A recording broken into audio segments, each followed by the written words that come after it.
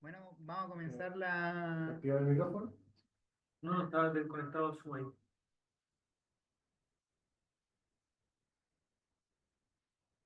Acá no está el micrófono. Dale. Ya. Bueno, vamos a comenzar con la sesión de hoy día, la séptima sesión del GCEP. La presentación que nos va a dar Luca hoy se titula La ética profesional del economista, teoría y aplicaciones. Comienza nomás, Luca. Gracias. Bueno, quiero decir que esta presentación es... espera, estoy ahora sí.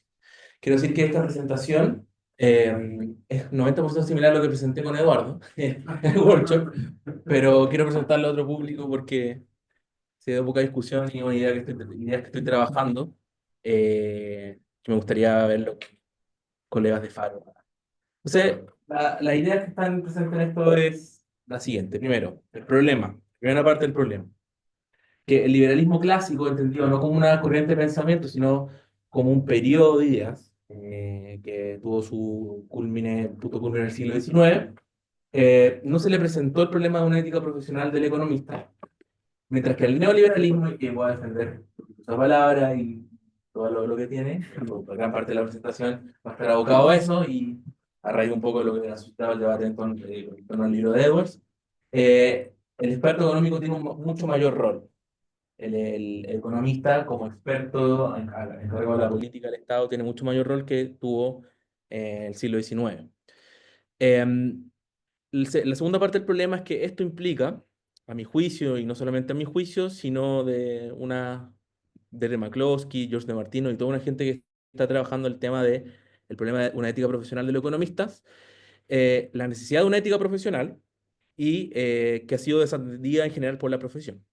El desarrollo de una ética en el sentido de no de un etos como del carácter, que evidentemente todas las personas tenemos una ética en ese sentido, sino una reflexión consciente de los problemas prácticos que suscita el ejercicio de la disciplina profesional. La explicación de esta ausencia parcial la voy a tomar un poco de ideas que ha desarrollado Colander, que derivan de una concepción inadecuada de la relación entre economía positiva, normativa y lo que John Neville Keynes en su momento llamó el arte de la economía, y que se perdió un poco en el siglo XX según la tesis de Colander. Y la solución parcial es la ingeniería social fragmentaria de Popper, que para mí dentro de la tradición liberal ofrece una solución a estos problemas que, si bien es bastante esquemática y está planteada en otro contexto de discusión, ¿cierto? Viendo a Platón, el historicismo, el marxismo, creo que ofrece ideas que se enmarcan dentro de la tradición liberal y que justamente se enfocan en este problema que es la ética profesional de los expertos a cargo del Estado, o también los problemas de la tecnocracia y todo lo que ello implica. Ese es el problema. Bueno, David Levy y Sandra Peirce, ¿cierto? Dos economistas y autores de obras, sobre todo de historia del pensamiento económico, sostienen en un libro muy bueno que se llama Escape from Democracy, que tanto para la izquierda como para la derecha han tenido concepciones de la relación entre los expertos y la actividad del Estado que no son distinguibles entre sí. Han compartido, no se puede hacer una división entre izquierda y derecha, al menos en el siglo XX, respecto a la actitud que han tenido respecto a la actividad de los expertos en las políticas públicas. Y por lo tanto, le ha faltado tanto al liberalismo clásico como al neoliberalismo una ética profesional del experto económico que incide en las políticas públicas. Y argumentan por qué tiene que haber eso, que existir, y un montón de cosas que vamos a ver más adelante. Entonces, yendo a un esquema muy somero de cosas que ya sabrán y o tendrán como más o menos identificadas, ¿cierto? El liberalismo clásico tiene ciertas ideas matrices que para mí, ¿cierto? Se puede conceptualizar de distintas formas, pero para mí la más que me hace más sentido es ¿cierto? Que el núcleo normativo es una filosofía normativa, una ética, si quiere, una filosofía política, que restringe las razones por las cuales se puede coercionar a los individuos, es decir, limita el rango de razones admisibles por las cuales es posible coercionar a los individuos, y también el desarrollo de una esfera valórica, ¿cierto? En esta idea más de un liberalismo comprensivo, asociado a la esfera pública, a la tolerancia, que es sobre todo el origen a raíz de las guerras de religión en Europa, donde, bueno, surgieron los valores como de la tolerancia y una serie de cosas que se incorporaron en las ideas liberales. Se basa también en dos generalizaciones. Una es que los intentos de acrecentar el poder del Estado, ¿cierto? Para mejorar, conducir diseñar la sociedad, tienden a fallar sistemáticamente. Hay una desconfianza acerca de la capacidad sistemática del Estado para solucionar los problemas públicos, lo cual no quiere decir que tenga ciertas habilidades, pero en el fondo se limita a la expectativa.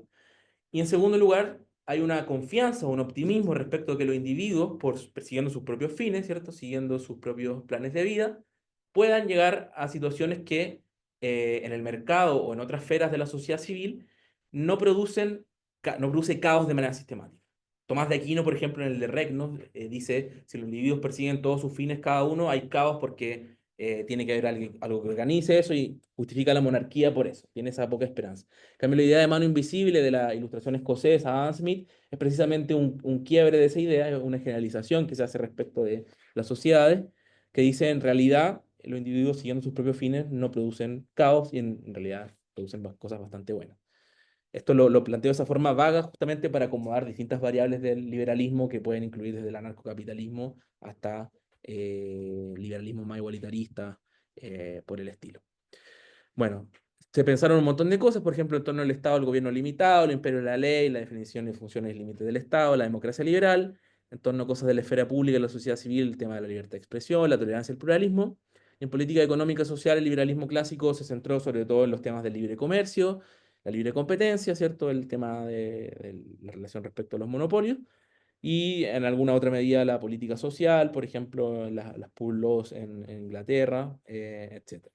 Pero las profesiones impulsoras del liberalismo clásico, las que tuvieron profesión en lugares clave, eran los abogados, los juristas, los intelectuales humanistas en sentido más general, y en menor medida los militares. Los economistas en el siglo XIX y las posiciones claves respecto a la guía de la filosofía liberal en el marco del Estado no tenían un rol tan grande como lo van a tener en el siglo XX. Y eso me lleva, ¿cierto?, a ver qué pasó en el siglo XX. Y acá es donde voy a tratar de defender, ¿cierto?, la idea de que se puede utilizar el concepto de neoliberalismo a raíz de lo siguiente. Bueno, ¿qué pasó a finales del siglo XIX y principios del siglo XX? La Gran Depresión, las guerras, el desarrollo de los totalitarismos, el problema del monopolio, ¿cierto?, que en Europa y en Estados Unidos se encaró de manera muy distinta, y los estados de bienestar, sobre todo en Alemania, Inglaterra y los países escandinavos.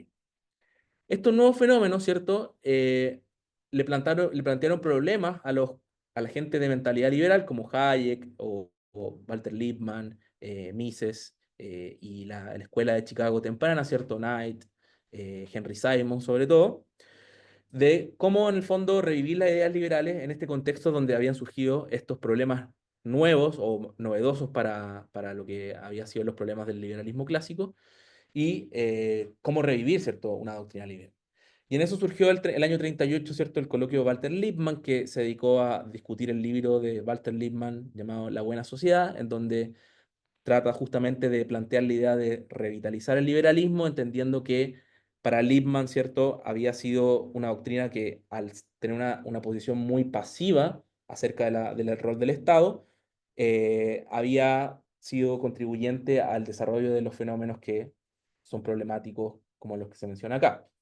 Esa reunión, ¿cierto? Tuvo una ala izquierda, una ala derecha, Lippmann, Ruggier, ¿cierto? Fueron más el ala izquierda que planteaban la idea de que si los problemas que habían ocurrido era porque el Estado no había intervenido lo suficiente, no había habido suficiente regulación, no había habido suficiente redistribución, y el ala más de derecha, ¿cierto? Con Hayek, Mises, entre otros, que dijeron que no, en realidad el problema había sido las intervenciones y las malas intervenciones, y eso después da lugar a, ¿cierto?, la escritura de Hayek de Camino de Servidumbre, donde defiende precisamente esa tesis.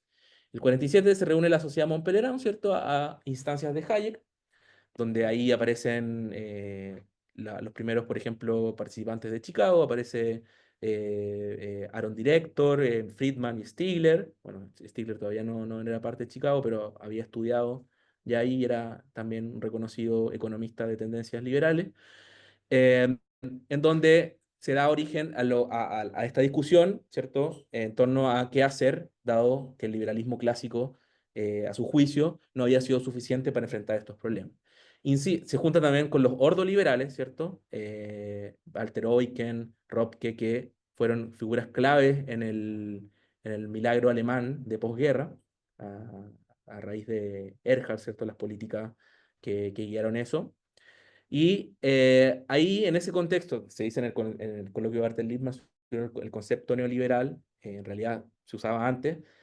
Hubo un tiempo en que se utilizó este concepto y después se abandonó y después fue retomado, ¿cierto? En los 80 y los 90 cuando se empezó a ocupar de una manera completamente diferente. ¿Por qué hubo este retome? Porque, bueno, en los 70 y los 80, en las crisis de los estados de bienestar, tanto en Estados Unidos como en Europa, aunque claro, en Estados Unidos hay un estado de bienestar más débil, pero así todo, los problemas sobre todo de la macro, eh, la estanflación, dieron lugar a respuestas donde las ideas que había desarrollado sobre todo Chicago tuvieron mucha mayor cabida, porque, bueno, esa es otra historia, pero en el fondo esto más o menos lo sabemos. Entonces, en los 80 y los 90 se empezó a utilizar el término ya no para describir una corriente intelectual, como si fue entre los años 30 y los 60, sino para referirse a las políticas económicas y sociales que empezaron a adoptar paradigmáticamente los gobiernos de Pinochet, Thatcher, Reagan y lo que después se llamó el Consenso de Washington.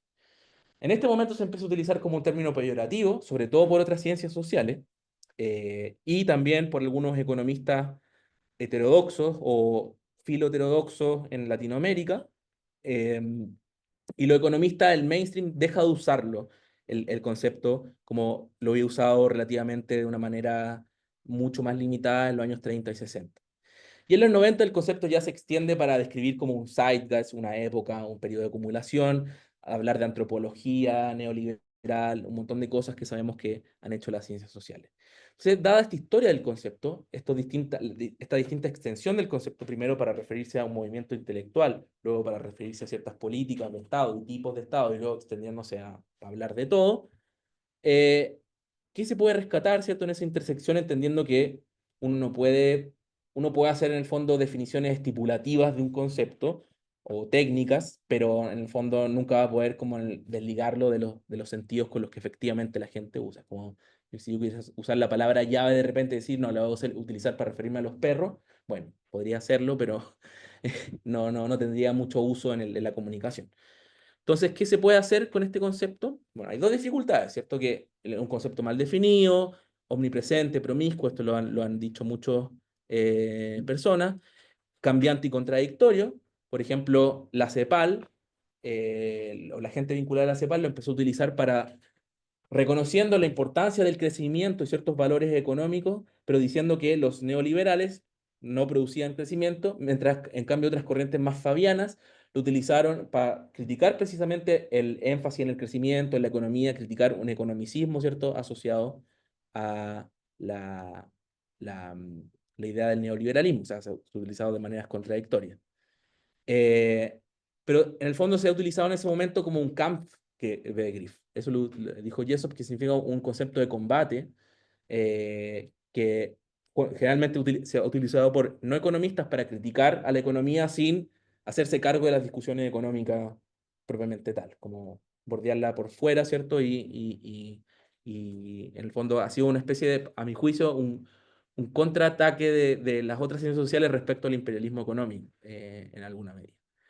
Y por otro lado, la otra dificultad es que en los años 30 y 60, el concepto neoliberal, cuando se utilizaba para referirse a una corriente intelectual, se tendió a utilizar específicamente para el ala izquierda de esa corriente intelectual que surgió en el coloquio de Walter Lippmann y en la sociedad, bueno, sociedad imperial no, pero en Alemania, etcétera, justamente aquellos que decían somos liberales, pero el problema del liberalismo clásico es que el Estado no ha intervenido lo suficiente, hay que regular más, hay que, en el fondo, ser muy estricto respecto a las posibilidades del monopolio, hay que redistribuir. Se empezó a utilizar la palabra para referirse a esa ala, y por esa razón Hayek, cuando le preguntan si es neoliberal, dice, no, soy todo lo contrario. Soy todo lo contrario porque él tenía asociado el neoliberalismo a esa corriente de la izquierda de esos coloquios y esa situación. Entonces tenemos todos estos problemas en torno al concepto neoliberal, pero sin embargo, ¿cierto? Bueno, en general, los liberales y economistas que suelen responder negativamente a la pregunta de si vale la pena utilizarlo. Justamente porque se ha utilizado como insulto, porque tiene estas dificultades, porque es un término contradictorio que no dice muchas cosas. Sin embargo, el problema de lo anterior es que no reconoce que en su evolución, si bien no ha sido un término académicamente sólido, ha sido tremendamente exitoso como concepto de combate para criticar, para denostar, ¿cierto? Ha tenido un éxito y se ha instalado, ¿cierto? En la cultura, en el discurso popular de una manera innegable, por lo cual, entendiendo que hay cierto contenido, hay una corriente de ideas que la origina, y esto aquí, que lata que no está Álvaro, porque él también plantea la idea de que hay que rescatar el concepto vinculado a esa sociedad intelectual donde se originó. Yo creo que para no alienarse, los economistas que defienden, ¿cierto?, algunas de las políticas llamadas neoliberales, no alienarse del resto de la comunidad de las ciencias sociales, es útil utilizar el concepto y tratar de limitarlo, limpiarlo, etcétera, con los límites que tiene, pero no decir, bueno, esto es un pseudo concepto, porque pasa eso, ¿cierto? Se aliena la discusión. Y a mi juicio, lo que ha hecho Edwards, la razón por la cual él como economista ha rescatado el uso del concepto, yo creo que puede tener que ver con eso. Em, entonces, ¿cuáles son los contenidos para mí del neoliberalismo en su momento cuando nació? ¿Qué puede ser un núcleo común? Primero, la idea de que las sociedades occidentales, de hecho, han experimentado problemas graves que la han llevado por lo que Hayek llamó el camino de servidumbre. Todos estos problemas de los que nace, ¿cierto?, la reflexión, las crisis económicas, el estado de bienestar, los monopolios, los totalitarismos y la guerra, son hechos graves y que han llevado a las sociedades, ¿cierto?, a su colapso, su decadencia, etcétera, que es lo que reconocen, bueno, casi todos los pensadores en ese momento de la historia. Otra cosa que comparten todos los neoliberales, incluso Hayek, todo, es que el liberalismo clásico y la actitud puramente negativa del laissez-faire no ha sido capaz de prevenir y dar respuesta a estos problemas. Y dirán, pero Hayek realmente dice esto, o Friedman, y vamos a ver que sí, lo dicen, pero dan un diagnóstico distinto a los neoliberales de izquierda. Eh, y por lo tanto, el tercer elemento, ¿cierto?, que es necesario que el pensamiento liberal, ¿cierto?, se desarrolle manteniendo las ideas matrices normativas del liberalismo clásico, pero estableciendo de una manera más clara la labor positiva de los liberales en el Estado para hacer frente a estos problemas, principalmente que surgieron eh, a finales del siglo XIX y principios del siglo XX. Aquí tengo algunas citas que muestran esto. Está Hayek con un sable, ¿cierto?, cortando una torta. Eh, para su cumpleaños, sí. Hay una señorita que no confía mucho en la capacidad de Hayek para repartir la torta y tiene mucho miedo a esta. Y dice, em, ¿cierto? El problema de, esto lo hice en la reunión inaugural de la Sociedad Montpellier, un simposio que había dentro de esa reunión, la inaugural, dice, como la interpretación del liberalismo como ausencia de la actividad del Estado, más bien que una política que deliberadamente adopta la competencia, el mercado y los precios como su principio ordenador y usa el marco legal impuesto por el Estado para hacer que la competencia sea efectiva y lo más beneficiosa posible, bla, bla, bla, es tan responsable del declive de la competencia como el apoyo activo que los gobiernos han tenido indirectamente han provocado el crecimiento de los monopolios. O sea, reconoce que la ausencia del liberalismo para desarrollar la actividad decir cuál es la labor positiva del Estado, ha sido causante de los problemas que en ese tiempo eran los más acuciantes. Friedman tiene un solo artículo donde habla de neoliberalismo, o sea, un artículo del 51, que se llama El neoliberalismo y sus prospectos. Y ahí dice la creencia colectivista en la habilidad, ¿cierto?, de que el Estado puede tener una acción directa para remediar todos los males, es a su vez, ¿cierto?, una reacción comprensible de un error básico en la filosofía individualista del siglo XIX. Dice, es una filosofía negativa que no le asigna un rol positivo al Estado y no hace lo que para Friedman es lo central, que es prevenir que los individuos en la esfera privada se hagan daño, eviten la competencia y todas las cosas que para Friedman requieren una actividad positiva del Estado en ese sentido. Dice, una nueva fe, ¿cierto?, que evita ambos errores es a veces llamado lo que se llama neoliberalismo, y donde el Estado tiene importantes funciones positivas que llevar a cabo.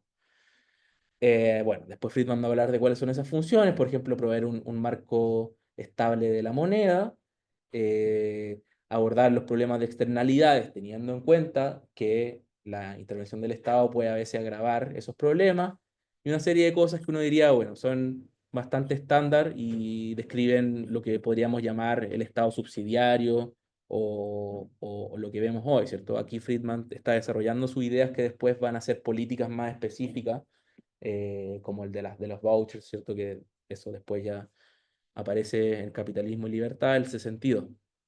Pero en el fondo, y aquí está el ladrillo, ¿cierto? El ladrillo, esta cita que encontré es bien interesante, dice, una adecuada planificación global y descentralizada debe asegurar el correcto funcionamiento de los mercados. Esto hace necesaria la intervención activa del Estado en la economía a través de políticas globales para lograr una eficiente asignación de recursos y una distribución equitativa del ingreso. El ladrillo está a favor de la distribución equitativa del ingreso. Un sistema de esta naturaleza absoluta y totalmente diferente del modelo de capitalismo clásico del siglo pasado, en que la política económica se distingue por su pasividad. O sea, uno puede ver en textos y autores neoliberales clave la idea de que el liberalismo clásico había sido insuficiente porque no había desarrollado una doctrina, una visión, una teoría, una política suficientemente concreta y específica acerca del rol positivo del Estado. Que el Estado tenía ese rol positivo y por eso uno puede decir, bueno, no es tan descabellado llamar a esto neoliberalismo, ¿cierto? Porque en el fondo reconoce un problema del liberalismo clásico y dice, vamos a mantener sus ideas centrales, su núcleo normativo central, pero vamos a hacernos cargo de estos problemas que no estaban presentes. Y uno ve esto, uno puede decir, esto en los 80 ya empieza a cambiar, ¿cierto? Empieza a desaparecer esta visión, pero en los años claves donde se origina el neoliberalismo como corriente intelectual, está presente en todos.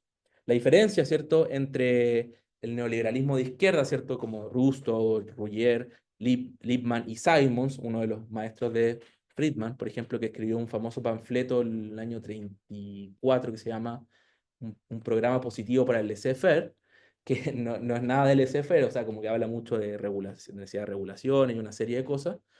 Eh, Esa ala, cierto, que el diagnóstico que hace es que el problema ha sido la falta de intervención de los mercados.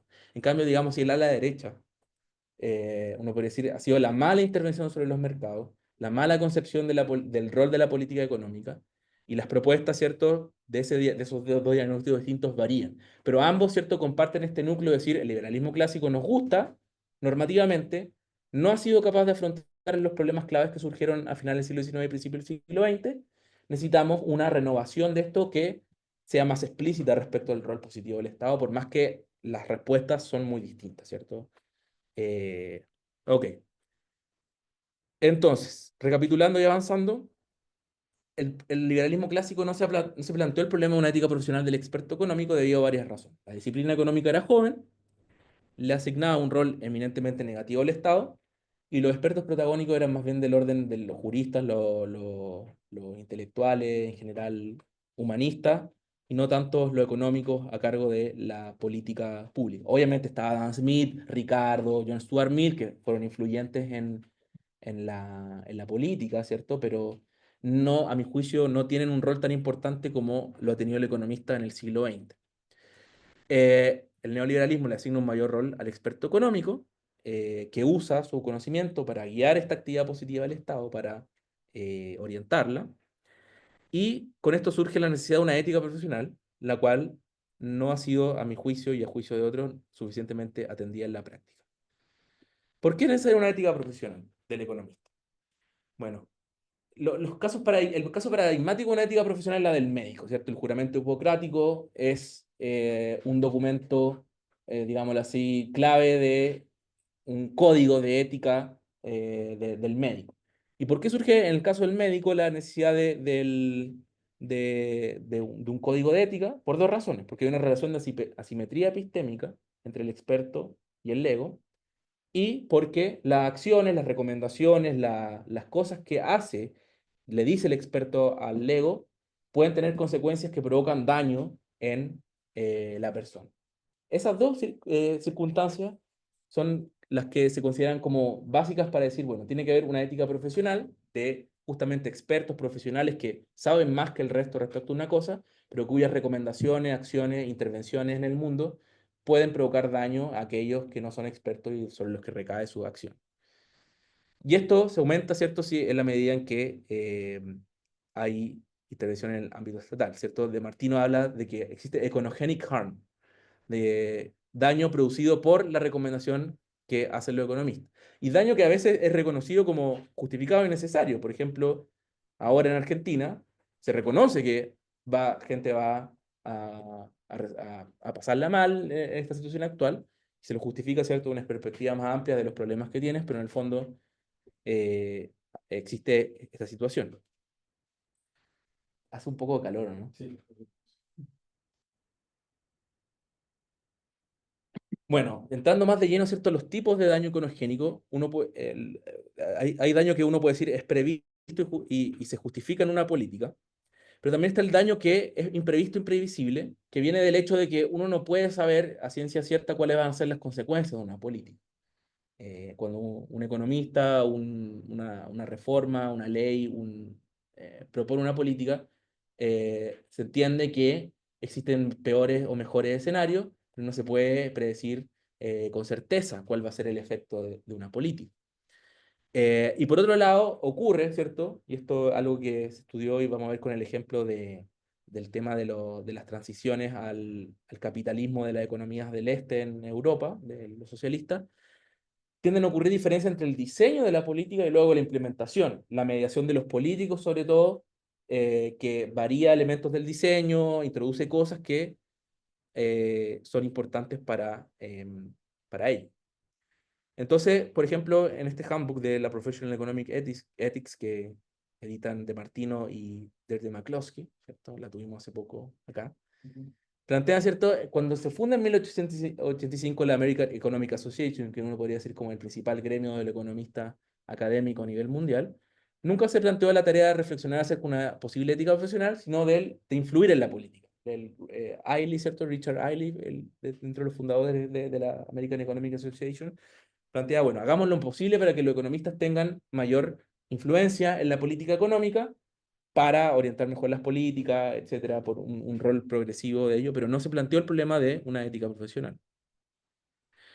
¿Y qué fue pasando, cierto? Ante el daño econogénico previsible, la doctrina fue considerando que había una distinción entre que la economía positiva no tenía, era éticamente neutral y no estaba orientada por razones éticas y lo distinguió de la economía normativa, adquiriendo un modelo en donde las decisiones normativas y los valores las ponía el policymaker o a quien sea que se dirige la política. Y lo que hace el economista es hacer predicciones condicionales, es decir, bueno, si adoptas tal curso de acción, las consecuencias son tales, si adoptas tal otro curso de acción, las consecuencias son tales, pero no decidiendo en torno a cuestiones de valor, lo cual contribuyó, ¿cierto?, a la visión de que el economista era un técnico que no levantaba la necesidad de desarrollar una ética profesional.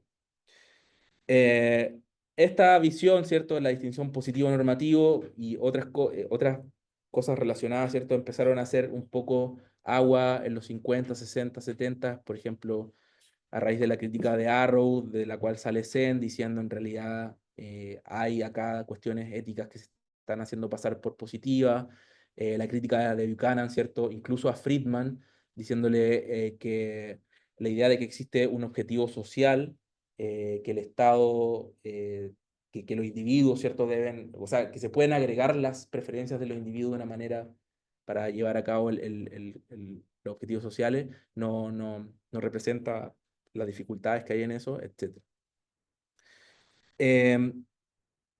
Y lo que me quiero centrar, ¿cierto?, es la regla de decisión que tienen que ver con el tema de que el daño que pueda ocurrir no es previsible y que existen escenarios positivos, negativos e intermedios de cualquier política. Un punto que ha hecho De Martino es que, por ejemplo, en la teoría, ¿cierto? Abogar cuando hay escenarios con distintas probabilidades, abogar por la maximización de la utilidad esperada como regla de decisión, uno puede entenderlo como una regla de decisión entre varias.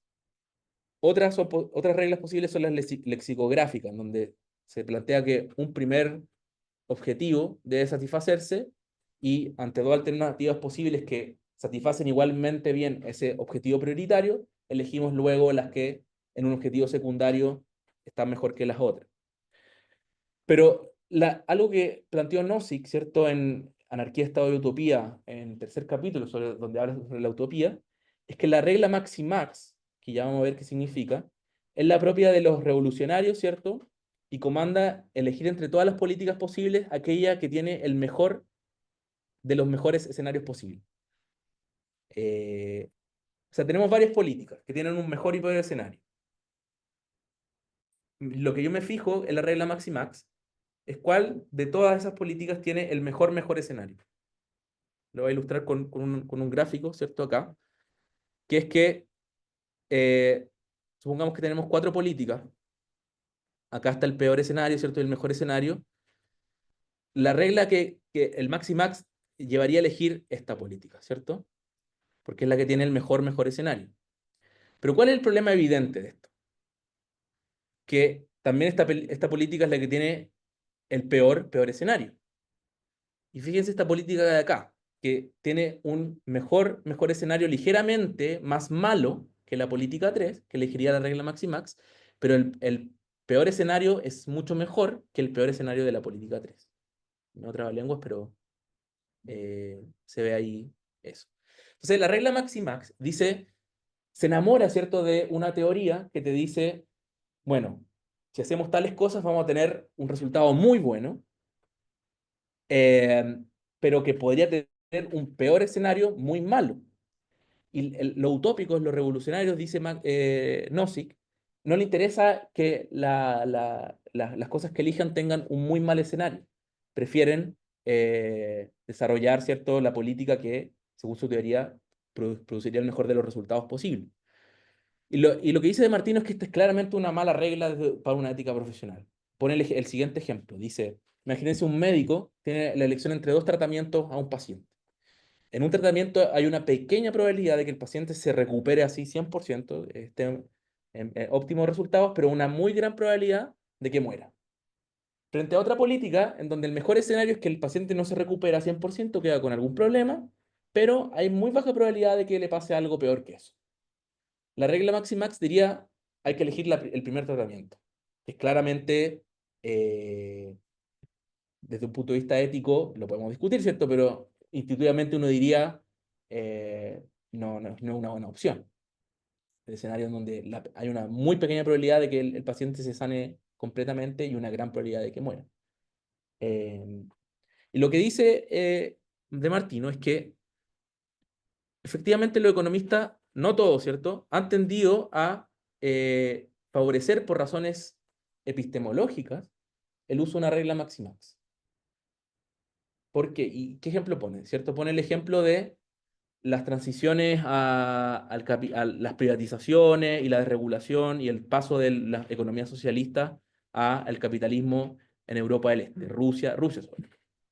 Y ahí el ejemplo clásico, ¿cierto? Son que Jeffrey Sachs y Anders Aslund, un economista, ¿cierto?, que asesoraban todas estas políticas, empujaron en los 90 reformas económicas, ¿cierto?, de mercado veloces y radical en Rusia, con la idea de que era el momento oportuno y que había que actuar con audacia antes de que los intereses,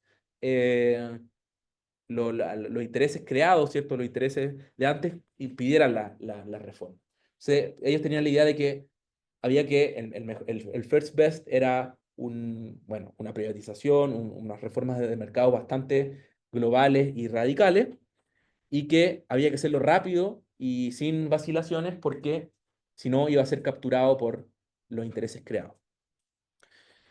Esta recomendación, dice De Martino, y cita ciertos pasajes, libros, cosas que había en ese momento, vino inspirada por una gran confianza en ese momento en la teoría abstracta, ¿cierto?, que mostraba que el régimen, los diseños de mercado que surgían de las propuestas de privatización de regulación eran superiores a cualquier otra alternativa segunda. Y lo que dice De Martino finalmente es que en ello, ¿cierto?, adoptar una regla de Maximax, en la medida en que se preguntaron solamente qué política podría producir el mejor resultado posible, sin analizar los riesgos de falla, ni cuán robusta era en vista de elementos imprevistos del entorno, como por ejemplo la cultura, la política, y toda esa parte que los modelos dejaban fuera y que ni qué ajustes podían hacerse ante esas. Entonces, por ejemplo, la respuesta que dio Sachs y Aslund, ¿cierto? Cuando vieron que las políticas resultaron mal, la expectativa de vida cayó en 4.7 años en Rusia, Kazajstán, Letonia, Lituania y Estonia sufrieron una triplicación del desempleo y un aumento del 41% de las tasas de mortalidad masculina, eh, atribuido por algunos estudios a la forma en que se dio la privatización, dice, sí, reconocen que hubo fallas, pero el problema es que los políticos hicieron lo contrario a lo que ellos recomendaron. Los políticos, ¿cierto? Ellos dieron una gran propuesta y los políticos, la cultura y factores que estaban fuera de lo que entraban dentro de su ámbito, mediaron en eso y hicieron que la reforma salieron mal. Y lo que dice De Martino es que esto lleva, ¿cierto?, a una visión en donde los economistas que ven la política de esta forma, como su recomendación de política de esta forma, lo que más les gustaría en el fondo que los políticos intervinieran lo menos posible, que hubiera la menor cantidad de rispideces, particularidades, idiosincrasias que intervienen en la adopción de la política. Y esta es la idea que Popper atribuye a Platón, ¿cierto? En su esquema utópico, la idea de la tela en blanco. En la República, Platón dice, el rey filósofo lo que tiene que hacer con la sociedad es hacer una especie de tela en blanco, porque, por ejemplo, los niños ya vienen con una cultura, ¿cierto? Implantada que ya está mal, ¿cierto? Ya le enseñó malas cosas. La gente ya está muy corrompida. Entonces, lo que hay que hacer es agarrar a los niños, ¿cierto? Y mandarlos a una suerte de granja sin que, que no intervengan los padres, etcétera. O sea, la idea de como hacer una tela en blanco, borrón y cuenta nueva, y poder, el pintor, ¿cierto? Esta idea estética de que el policymaker platónico hace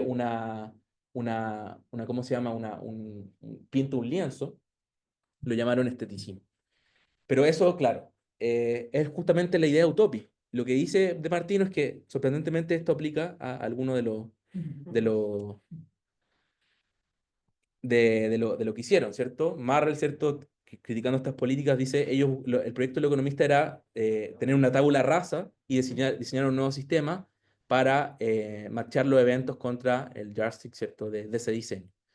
Em, entonces, la explicación parcial. Colander plantea que los economistas clásicos, que para él no es tanto Adam Smith, sino John Stuart Mill, reconocían que la ciencia económica era una ciencia abstracta que se fijaba en solo unos aspectos de la realidad y que por lo tanto las conclusiones que salían de la teoría pura no podían extrapolarse directamente a las recomendaciones de política, porque ahí, cuando se pasaba a las recomendaciones políticas, entraban otros factores culturales, sociológicos, etcétera, que podían invalidar la conclusión. El ejemplo que tiende a utilizar Mill es como que si utilizáramos la mecánica clásica para predecir el trayecto de un cuerpo, ¿cierto?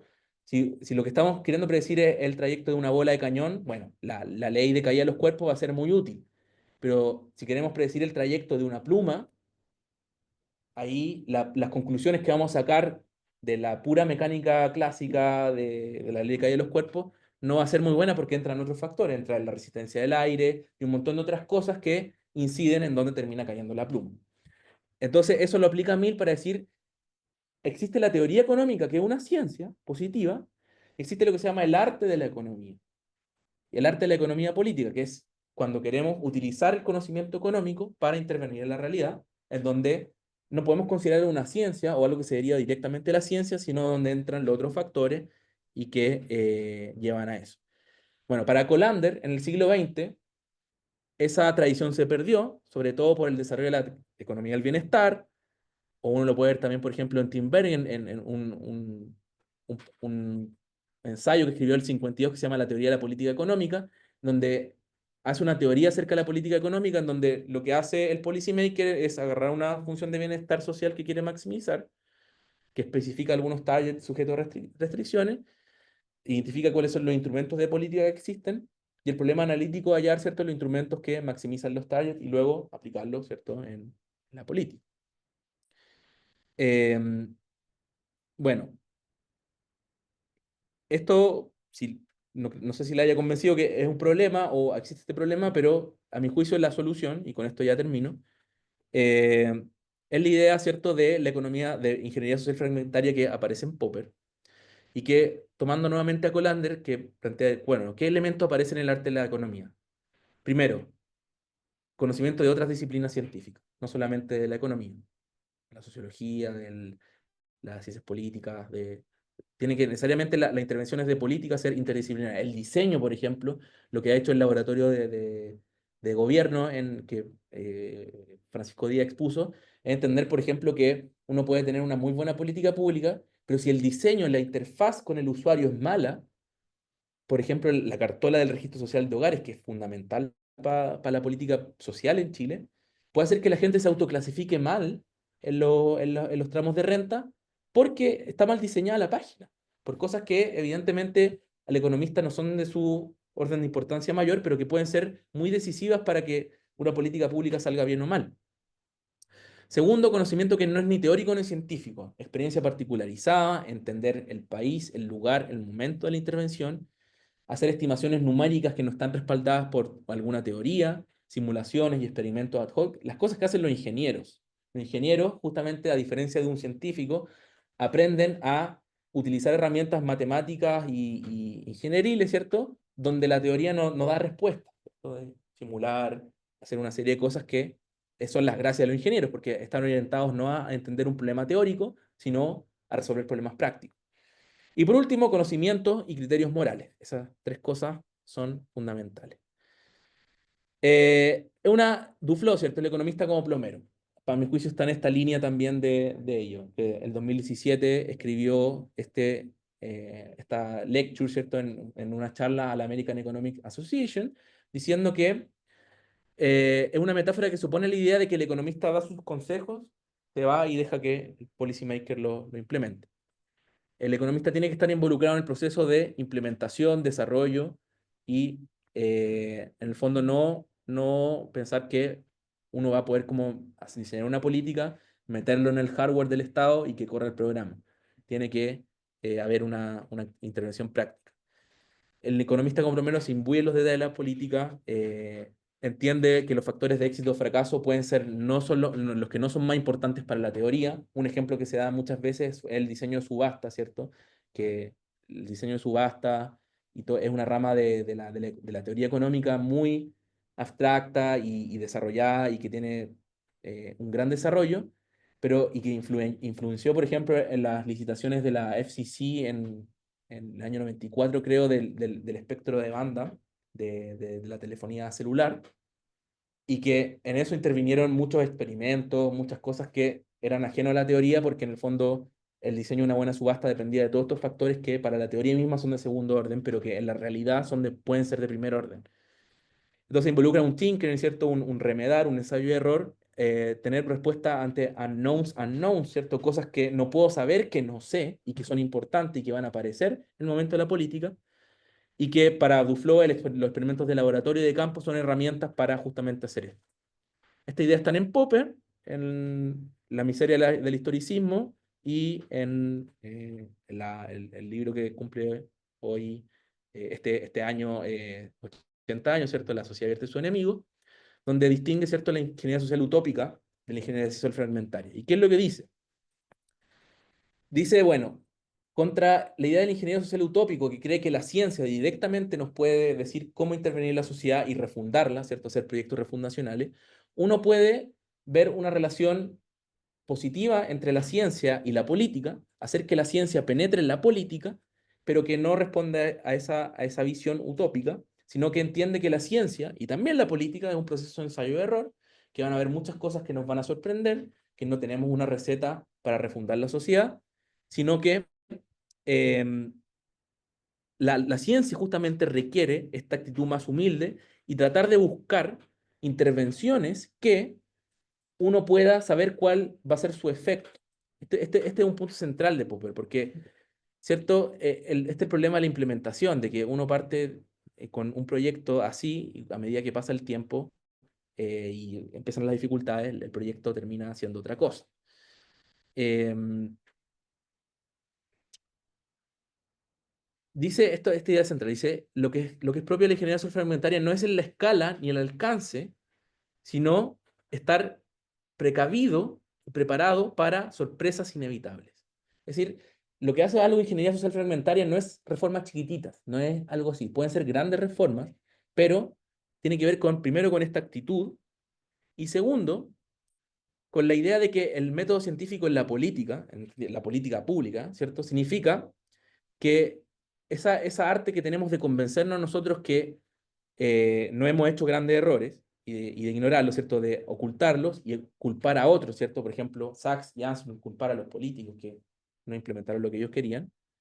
Hay que abandonarla, ¿cierto? Reconocer que vamos a cometer errores y tratar de aprender de ellos aplicando el conocimiento que puede evitarlo en el futuro. Y lo que dice es que es muy difícil aprender de grandes errores y por eso evita la ingeniería utópica, pero eh, si podemos hacer pequeños errores, pilotear cosas o identificar cuando un efecto, una política no era como esperábamos, lo que podemos hacer es introducir el proceso de la ciencia en la política, porque podemos introducir un proceso de ensayo-error. Si hacemos tan grandes intervenciones que no sabemos si lo que pasó se debió o no a nuestra intervención, estamos a ciegas. Estamos a ciegas y no podemos echar a andar este proceso de reparo. Entonces yo lo quiero plantear como máxima. ¿Qué quiere decir una ingeniería social fragmentaria? Primero, ¿qué reforma hacer? Uno podría decir es lo siguiente: haz solo aquellas reformas las que pueda aprender de los inevitables e imprevisibles errores que emergerán en su implementación y corregirlos. No hagas reformas donde no puedes aprender de los errores.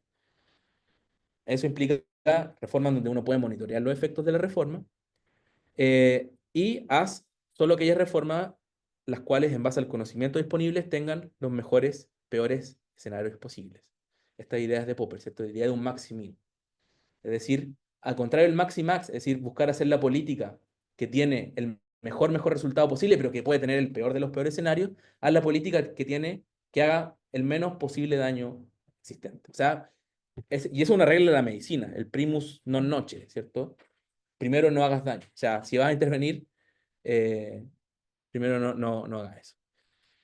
Y lo segundo, ¿cómo hacerlas? Bueno, hacerlas comprometidos con el proceso de remedio, ensayo, error, no confiarse demasiado en el diseño a priori derivado de la teoría, porque van a haber factores específicos que van a cambiar tus predicciones, que van a hacer que la política varíe de alguna forma, y utilizar el conocimiento de otros lados.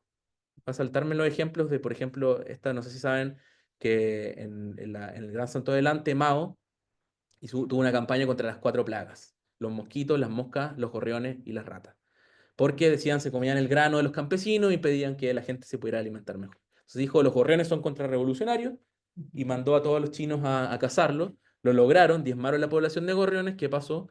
Quebraron el equilibrio ecológico, una plaga de langostas que se terminó comiendo más grano y fue una de las causas de millones de muertes en China. Hambruna, una de las varias causas de la hambruna. O sea, gran ejemplo de ingeniería social utópica.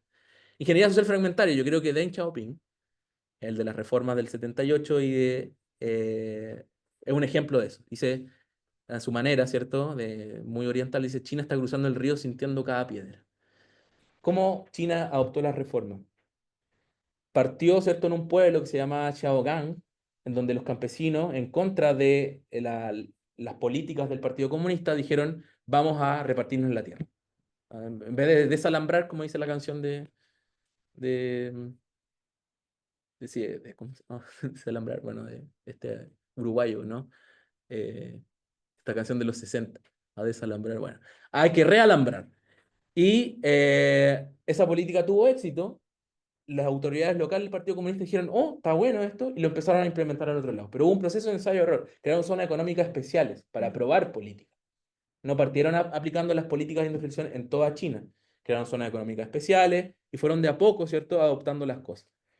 Hay una autora que plantea que por qué en Rusia no funcionaron las reformas pro mercado y en China sí, y dice que es porque en Rusia había un aparato centralizado fuerte, efectivo. Entonces todas las políticas fueron top-down, y ¿cómo se llama? Hubo poco espacio para la experimentación, la adaptación, etc. En cambio, en China, el socialismo chino, no había un aparato de Estado fuerte, había muchas zonas, y como las autoridades intermedias tenían mucho poder. Y eso permitió, ¿cierto?, que el proceso fuera más de ensayo-error, no por una necesariamente por una decisión consciente, sino porque no existía el aparato de Estado centralizado que existía en Rusia. Permitió que fuera de esta forma. Entonces, para terminar, y las aplicaciones. Pregunta en lugar de conclusiones. La política de tipo de cambio fijo de Sergio de Castro adopta el 78, inspirada por las ideas de Mandel, Johnson y Just, creo que lo escribí mal. Fue ejemplo de ingeniería social utópica, subfragmentaria, un poco de ambas, ninguna de las anteriores. Hay alguien que plantea que es la A. Eh, el sistema de pensiones. A, B, C o D. El diseño por José Piñera. Eh, la evaluación de proyectos, desarrollada por Harvard, Fontaine, el análisis de costos-beneficios. Sí, de otrora, muy cincuentera. Sturzenegger, el plomero de la libertad, ¿cierto? Lo tuvimos acá. Es un ejemplo de ingeniería social fragmentaria o utópica. Se me pasó la misma foto. La reforma de pensiones actual. Iban a venir a hablar acá, no sé qué quiero. ¿Es un ejemplo de esto o no? Bueno, voy a terminar con eso y cerrar con una cita de Adam Smith. Yo dije el liberalismo clásico no tenía una ética del experto, pero si uno ve el pasaje de la teoría de los sentimientos morales, donde habla del hombre de sistema, dice, tan enamorado de la belleza de su idea de plan de gobierno, que no puede sufrir la más mínima desviación de alguna parte de ello. Y que, ¿cierto?, busca establecer completamente y en todas sus partes, sin pensar en los intereses, bla, bla, bla, dice, bueno, genera desastres y que no permite la adaptación, y está mal porque en el fondo entiende a los seres humanos como piezas de ajedrez, donde los seres humanos reaccionan de manera imprevisible, y en el fondo, por contraste, la idea que tiene es que la política debe ser algo mucho más cauteloso, ensayo-error, y tener esta ética, ¿cierto?, que para mí la ingeniería socioalimentaria reemplaza este Maximax que para De Martino tiene los economistas por una idea más apropiada. No creo que aplique a todos los economistas lo que dice De Martino. Yo creo que hay buen ejemplo de economistas que tienen algo más de este estilo, pero efectivamente sí es algo que existió en la profesión en el siglo XX y que, a mi juicio, todas estas reflexiones de Duflo, de Roth, ¿cierto? De Mankey, todos estos que reflexionan sobre este tema, recoge un poco ese problema y se trata de acercar. Bueno, eso sería. Abrimos la discusión. Sorry que me haya extendido tanto. No fue tanto. Pero discutamos.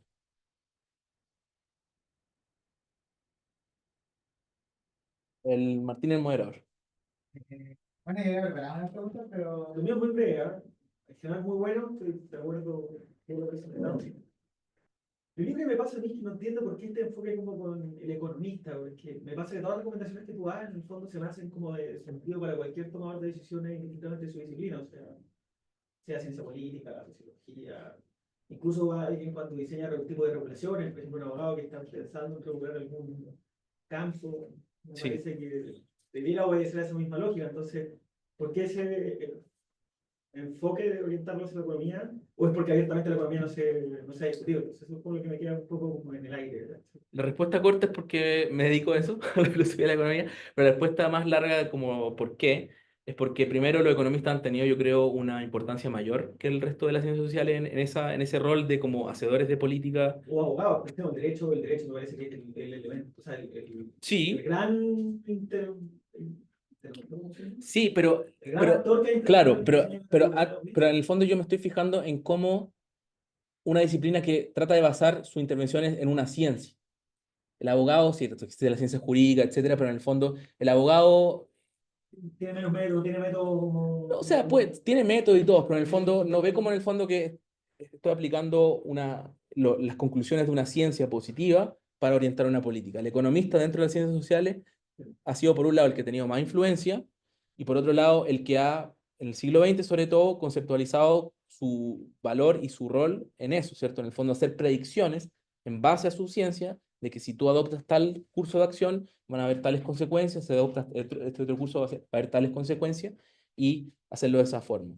Entonces por eso yo creo que si bien concuerdo en que aplica a todos los cientistas sociales que tienen algún rol en el policy making, el economista tiene mayor relevancia y O sea, mayor... mi punto es como que yo diría que esto es algo propio del policy making.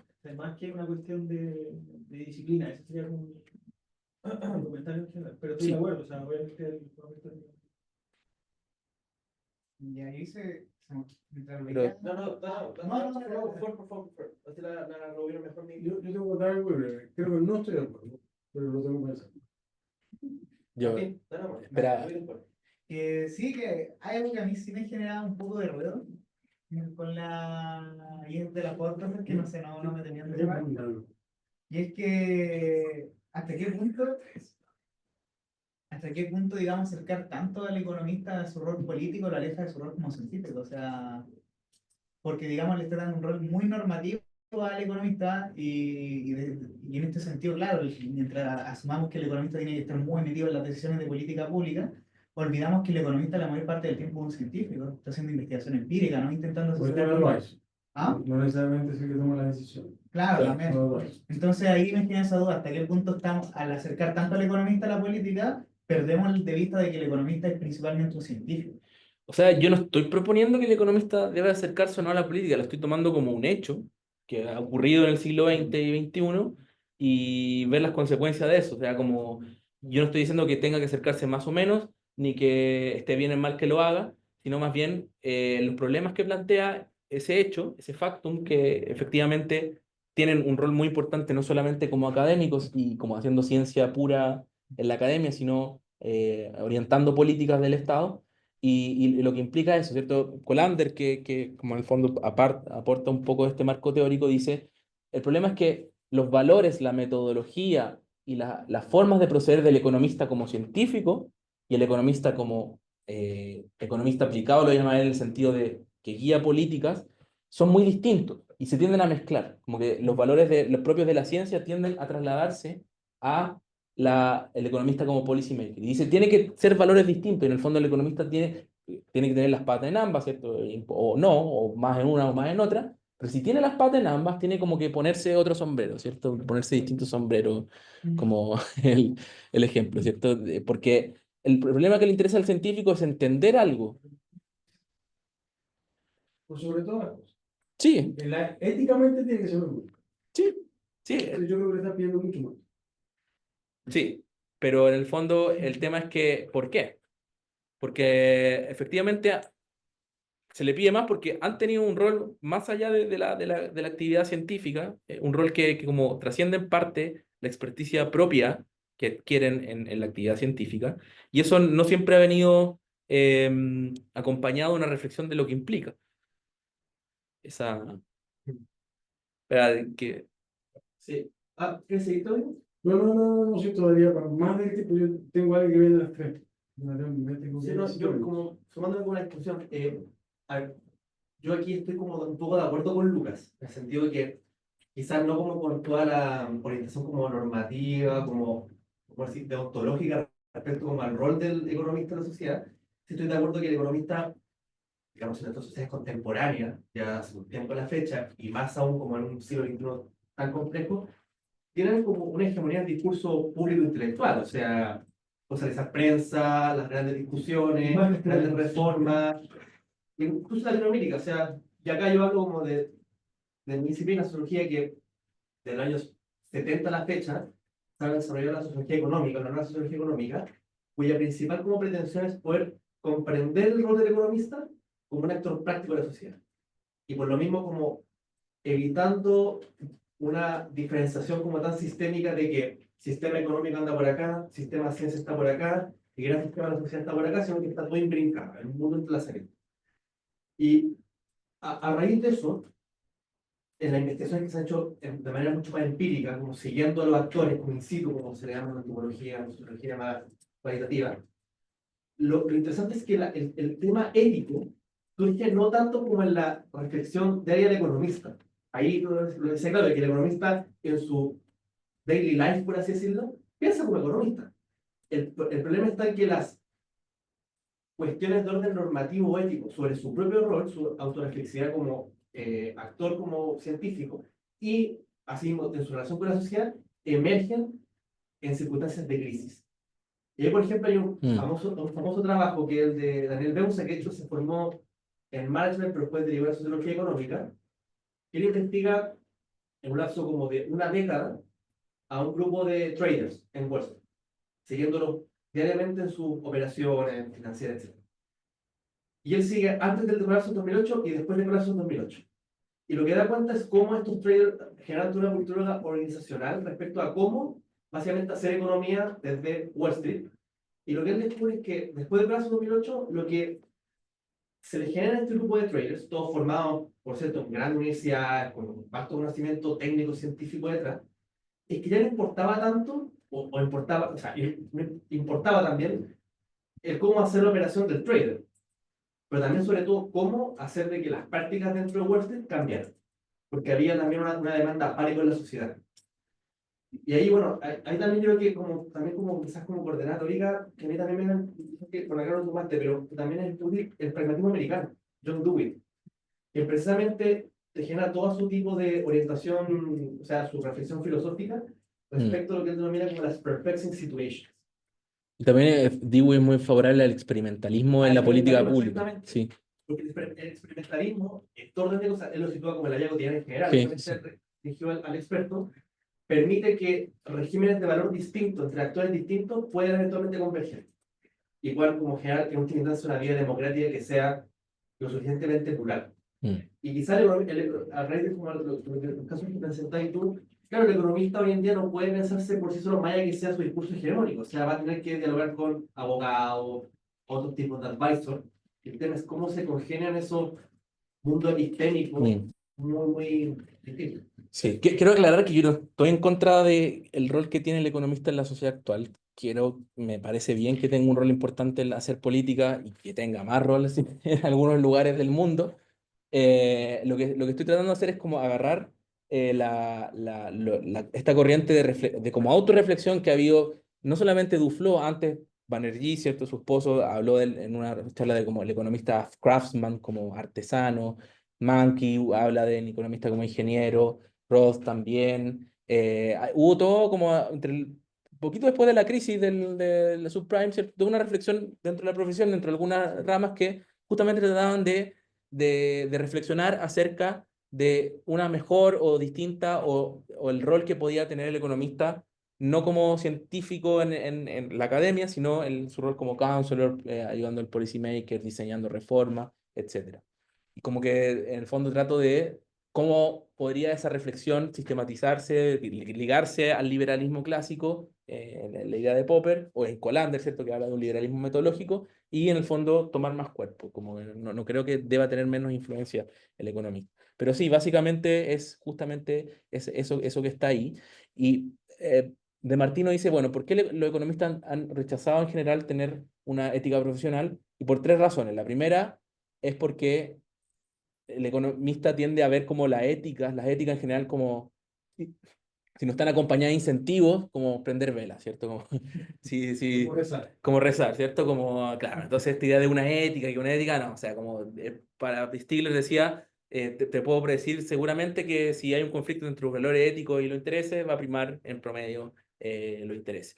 Segundo, que desde Adam Smith tiene una sospecha grande respecto de los gremios, y a las licencias, y a las certificaciones, y claro, la ética profesional de los médicos, de los abogados, ha sido utilizada en parte en el fondo, o de los periodistas, para generar monopolios. De hecho, la economía tiene un problema con el juramento hipocrático.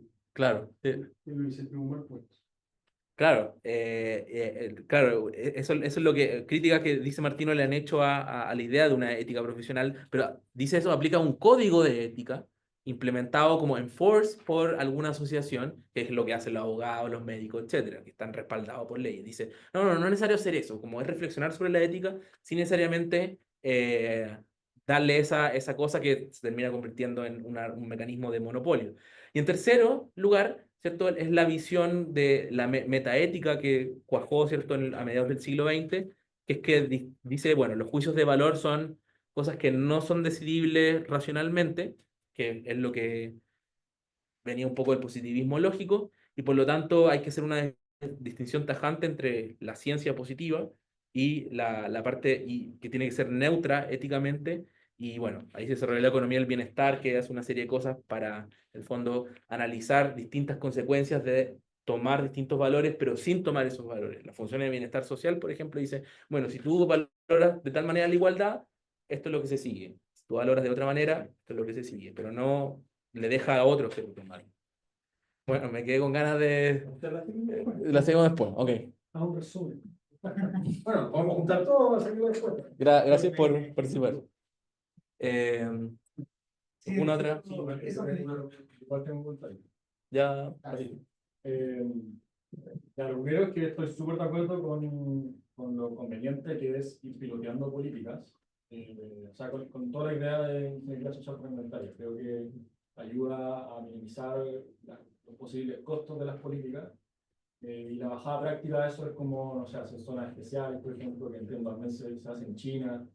De hecho, el pasante chino que estuvo acá nos contaba de que esa es la estrategia como principal de China, súper grande aparte, ir piloteando las políticas y ver qué funciona y a partir de ahí ir Escalar. expandiéndola. Claro, así que estoy completamente de acuerdo con eso. Eh, lo segundo es que, claro, o sea, yo en realidad tenía en la cabeza de que el rol del economista era, en cualquier política, digamos, presentar el menú de opciones con sus costos-beneficios, y luego que el policymaker al final decida, que es un político, ¿no es cierto?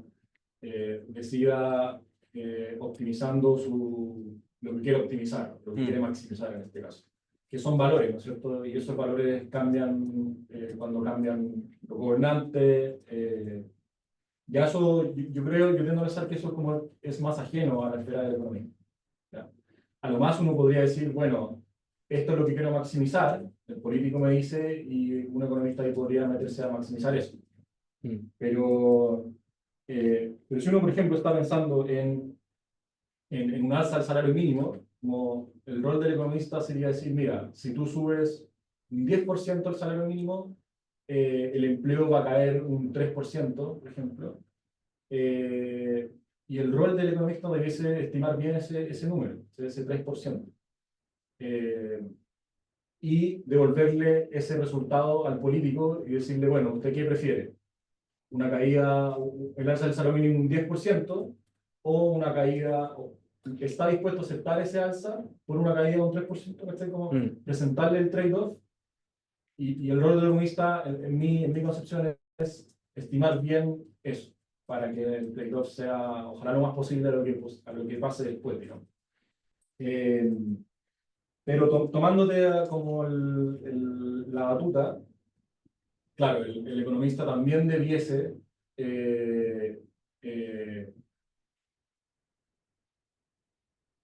meterse en qué es lo que quiere optimizar el político, y ahí hay una reflexión ética. Y lo otro que me parece súper interesante es el tema de ir minimizando el peor escenario. Ir minimizando el peor escenario. Y uno lo podría pensar, por ejemplo, en la pandemia. Bueno, ¿qué es lo que queréis minimizar?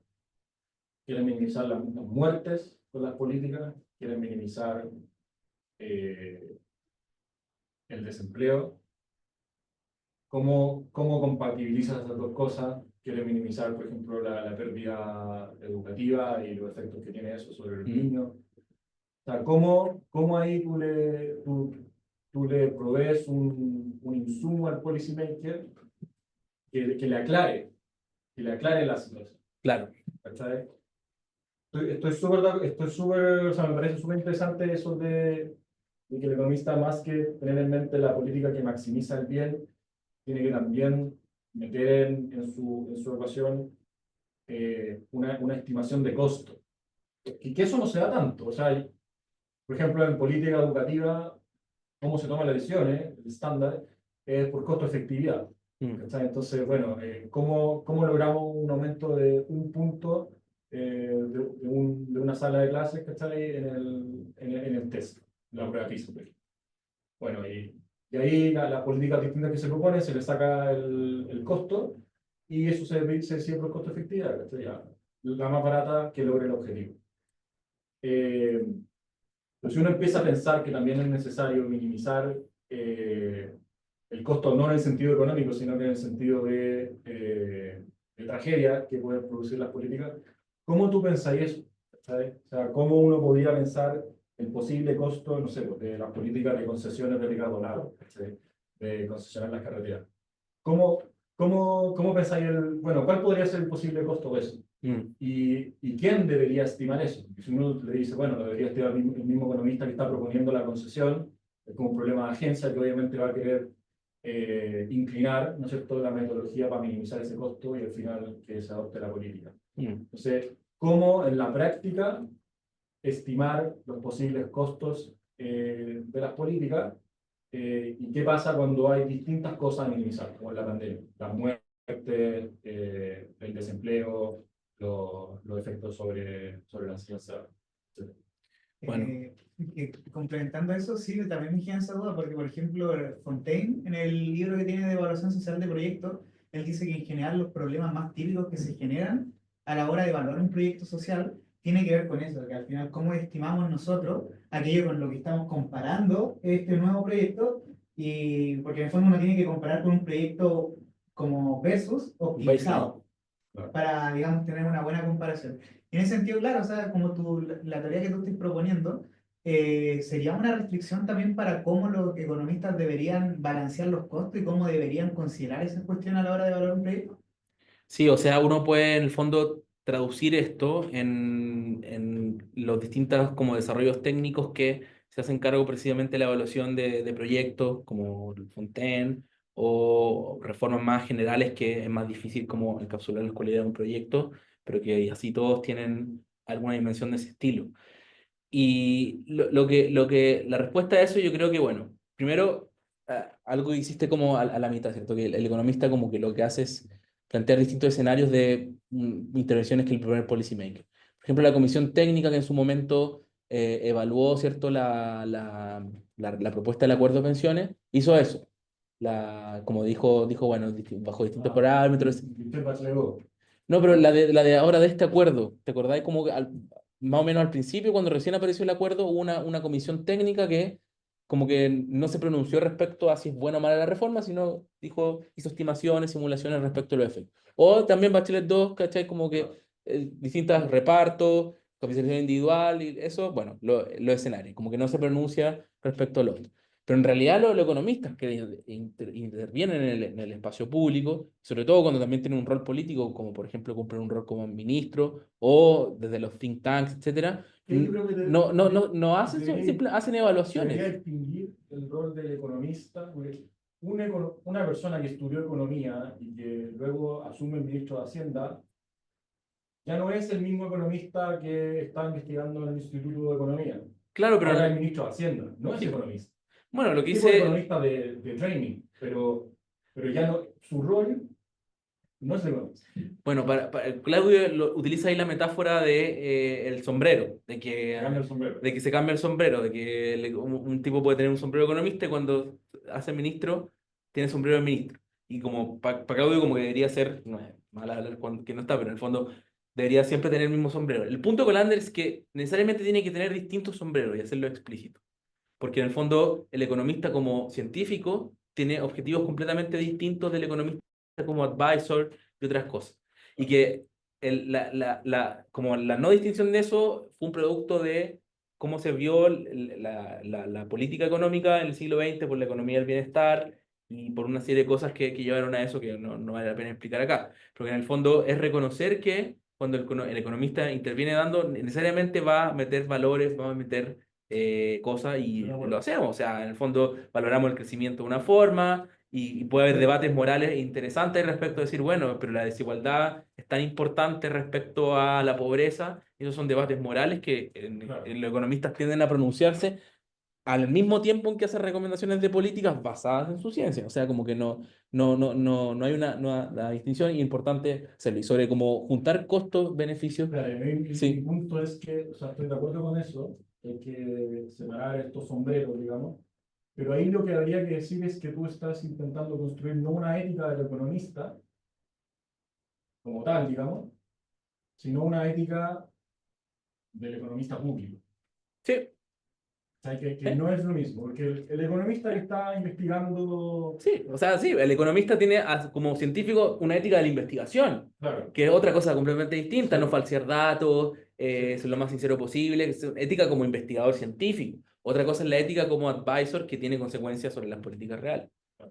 Pero ahí también se desprende, o sea, yo estoy de acuerdo con lo que dice Patricio, pero igual cabe señalar, creo yo, que si bien puede existir un economista que esté dedicado única y exclusivamente como a la investigación, digamos así, pura, formal, como clásica, eventualmente lo que ese economista diga puede transitar, puede ser objeto de diferentes mediaciones a nivel ¿Mm? estatal o de otra índole, y cuyos resultados de decisión van a ser utilizados por otros. Claro, No ahí está la directamente. boda del caballo que uno dibujaba Exactamente, así ¿cachai? y Entonces ahí termina también, o asado. sea, por eso tampoco se le puede exigir como a ese economista primero que se haga algo de eso, pero Bueno, eh, Duflo dice el economista tiene que hacer eso. Hasta ahora ha pintado la parte del principio del caballo y el resto se lo ha dejado al ya, policy maker. es Y ha que, cagado la caga. ya, es que en sociología económica al menos, las discusiones que se han dado, de hecho, hay un famoso trabajo que es de Michel Calon que investiga etnográficamente la construcción del mercado de frutilla en Francia.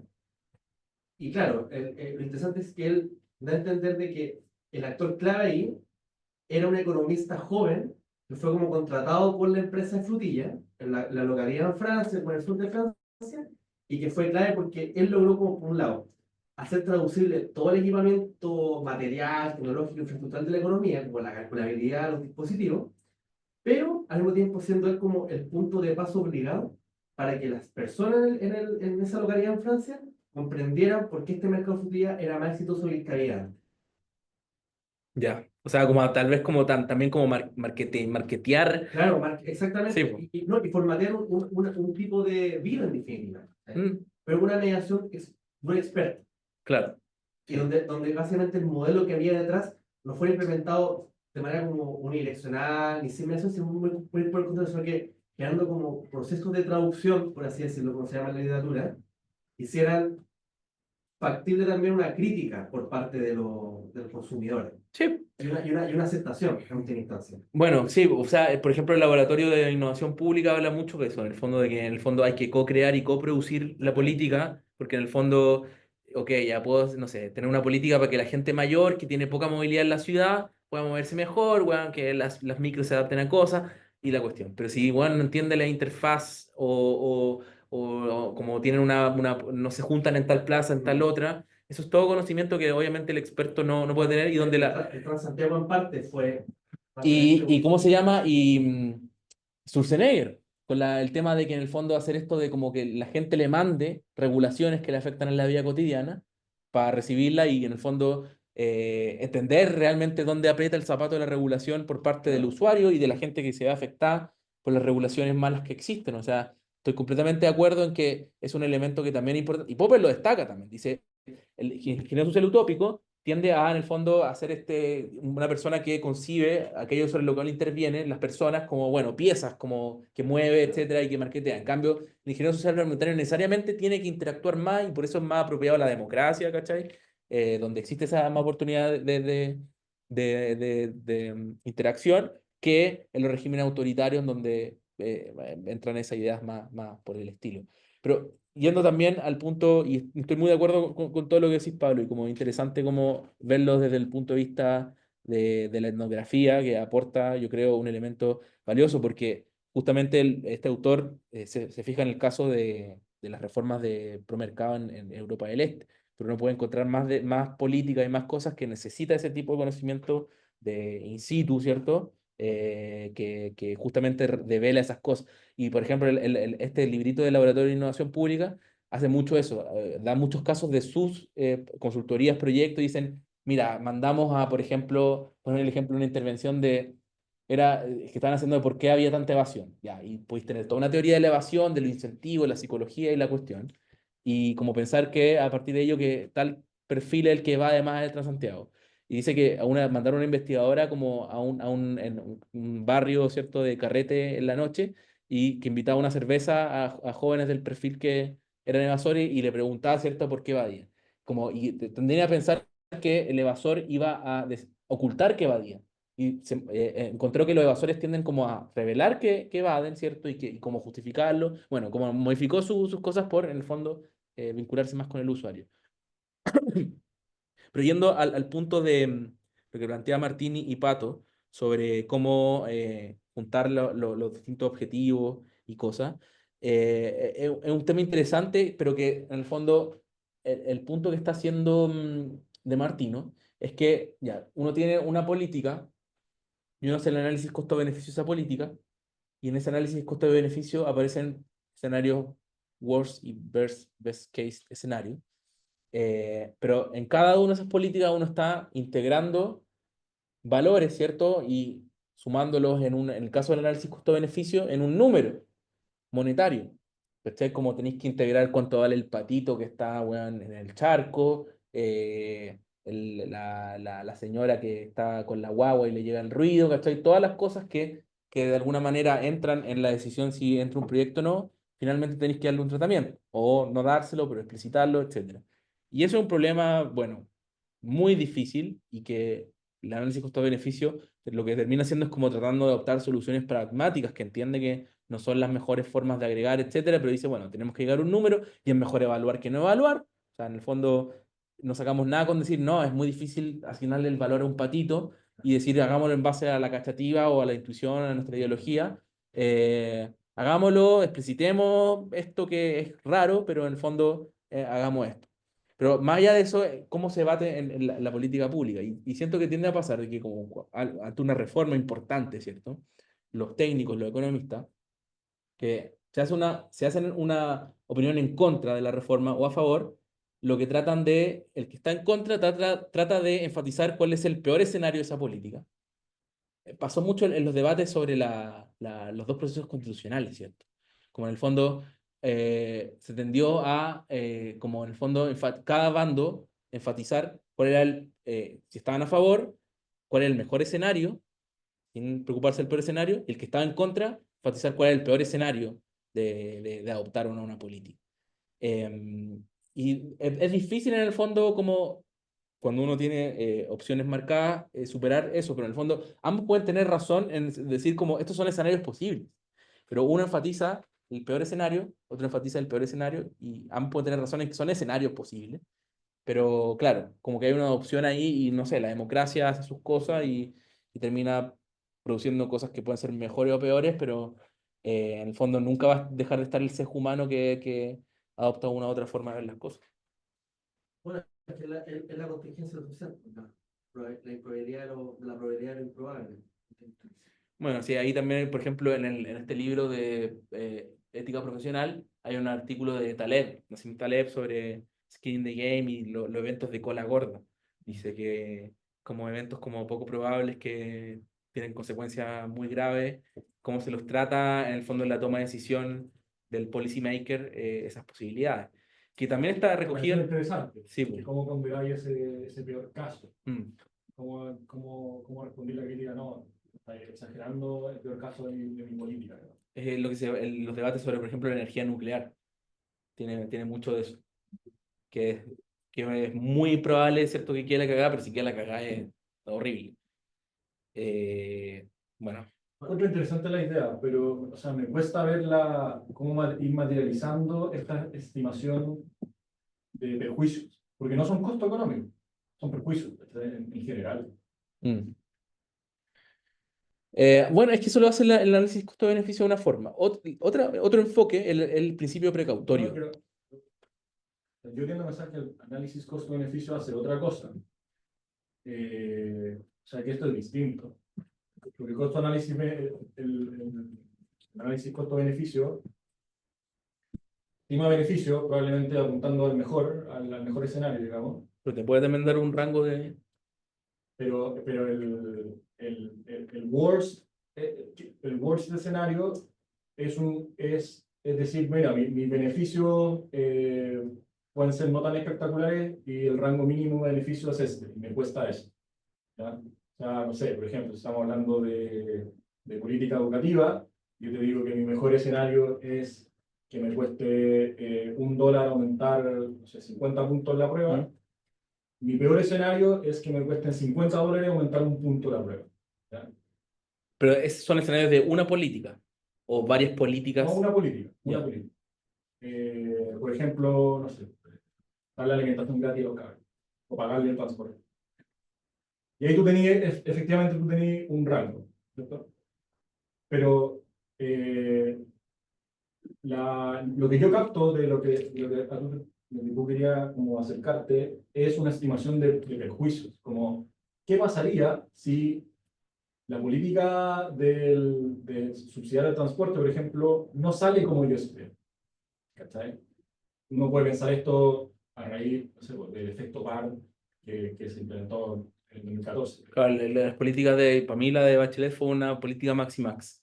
Justamente, o sea, estoy de acuerdo, O pero sea, si uno veía el diseño y apostaba, ¿cierto?, al mejor escenario que se basaba en el efecto PAR, realmente podía haber sido una política, se veía como una política muy buena. sí, pues, estoy totalmente de acuerdo, de hecho, por eso me parece... Pero en el fondo había una pequeña probabilidad de eso y una gran probabilidad por Sí, las pocas. el punto es que esa pequeña probabilidad de generar perjuicios, No, ¿sí? mejora, como en este caso. Claro, la pequeña probabilidad de generar mejora se enfrenta o se contrasta con una probabilidad sustantiva, digamos, de generar perjuicios. Mm. Pero esa estimación de perjuicios, ¿cómo la estimas? Porque no es una estimación de costo-beneficio, No, ¿cachai? o sea, el punto de esto es como en el fondo, ya, sí, el costo-beneficio y todas las herramientas formales que tenemos para enfrentar esto ayudan. Pero en el fondo hay cosas unknown, ¿cierto? Cosas que Exacto, no sabemos, que ni siquiera que no sabemos. claro. Y ahí el punto de ello es como, bueno, sí, podemos hacer estimaciones antes, pero tiene que haber estimaciones ex post. Ese es el punto, la diferencia. El análisis costo-beneficio es ex ante. O se puede basar en información ex post, ¿cierto? Uno puede meter experimentos en parte de las estimaciones de los costos y los beneficios, pero en el fondo uno hace un análisis costo-beneficio antes de implementar una política, ¿cierto? Bueno, el punto de esto es como todas las estimaciones siempre van a tener problemas y en el fondo se han mostrado y hay un montón de cosas. Entonces hay que complementarlo con una idea todavía de mayor humildad de que no podemos asignarle probabilidades al escenario y en el fondo estar dispuesto a, cuando ya implementamos políticas, hacer análisis ex post, corregir y eso. Entonces yo creo que ese es el punto central, como en el fondo, y cómo se traduce eso en políticas. Bueno, haz más evaluación ex post y haz más como, y reacciona ante esas evaluaciones post, que es lo que hablaba un poquito el año pasado sobre qué importancia tiene, qué efectos tiene, por ejemplo, la evaluación de los programas mal evaluados en que se adopten o no, o en el fondo, puse el ejemplo de Piñera, ¿cierto? Y de la reforma de pensiones, porque yo creo que en muchos aspectos obviamente estoy de acuerdo con la reforma de pensiones que se hizo con José Piñera, pero creo que como que no pensó en los posibles problemas o no pensó suficientemente bien en los posibles problemas que podían surgir en el camino